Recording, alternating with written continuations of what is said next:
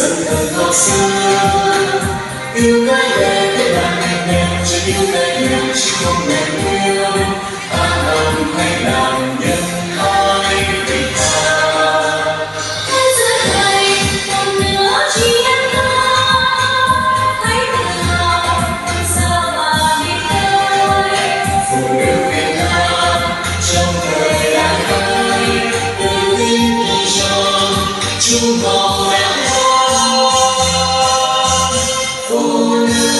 Việt Nam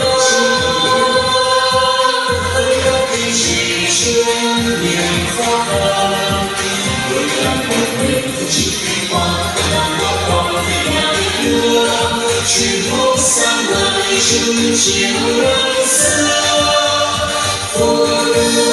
Việt Nam trong gió lòng hơn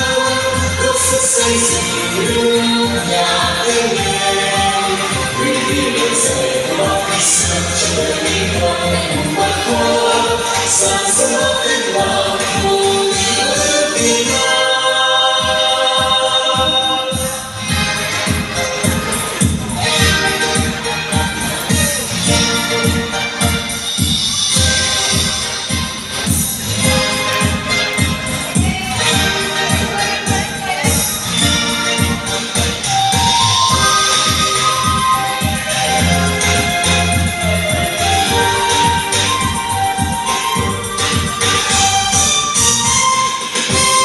Cất lời ca về phụ nữ Việt Nam trong thời kỳ hiện đại sân thơ ngọc xưa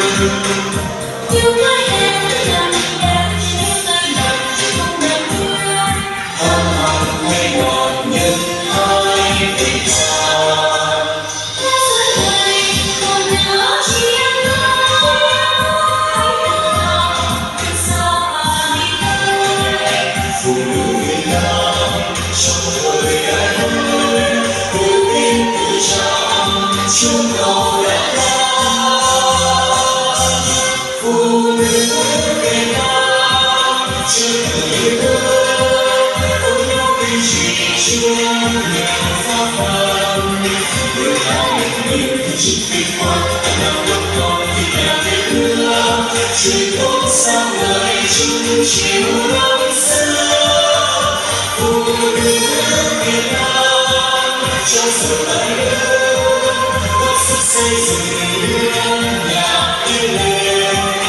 những lời dạy của bác khi xưa cho em tình cảm ngày mùng bát qua